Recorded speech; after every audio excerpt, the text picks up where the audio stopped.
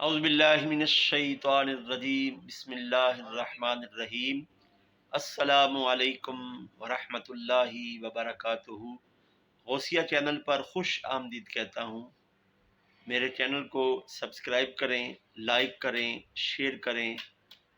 ہماری ویڈیو میں جو نیکی کا پیغام دیا جاتا ہے، آپ کے لائک اور شیئر کرنے کی وجہ سے آپ کا نیکی کے اس کام میں حصہ ہوگا انشاءاللہ تعالی۔ اور ہماری دعا ہے اللہ رب العزت حضور نبی کریم صلی اللہ علیہ وآلہ وسلم کے نالین اقدس کا صدقہ ہم سب پر اپنی بے شمار رحمتوں کا نزول فرمائے، آمین ثم آمین۔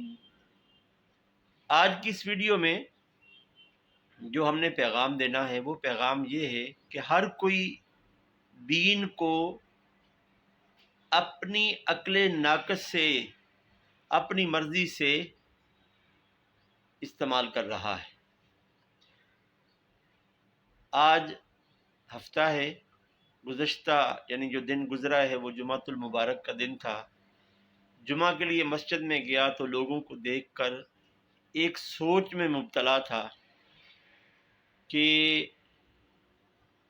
نبی کریم صلی اللہ علیہ وآلہ وسلم نے دین کو حرف بہ حرف ہمارے تک پہنچایا ہے، بلکہ حجۃ الوداع کے خطبے میں اللہ کے پیارے حبیب صلی اللہ علیہ وآلہ وسلم نے صحابہ کرام سے پوچھا بھی کہ اے میرے صحابہ، کیا میں نے اللہ کے پیغام کو ہو بہو تمہارے تک پہنچا دیا ہے؟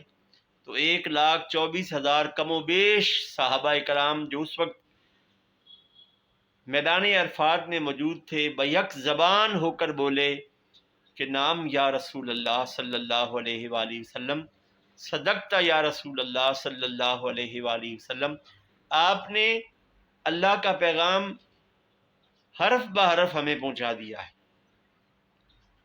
میں نے جمعۃ المبارک میں دیکھا کہ لوگ نمازیوں کے آگے سے گزر رہے ہیں۔ نوجوان جب نماز کے لیے کھڑا ہوتا ہے، ہاتھ کانوں کو لگانے کی بجائے جس کے ہاتھ بالکل مضبوط ہیں، وہ بھی ایسے ہاتھ اٹھا رہا ہے کہ جیسے بہت کمزور ہے اور اس کے ہاتھ کانوں تک ہی نہیں جاتے۔ نمازیوں کے آگے گزرتے ہیں لوگ، اور جو شرعاً حرام ہے نمازی کے آگے سے گزرنا، کیونکہ نمازی اس وقت اپنے اللہ سے محو گفتگو ہوتا ہے اور ادب کا تقاضا ہے کہ نمازی کے آگے سے نہ گزرا جائے۔ تو دین کو اس طرح اپنے اوپر لاگو کرو جس طرح نبی کریم علیہ الصلوۃ والسلام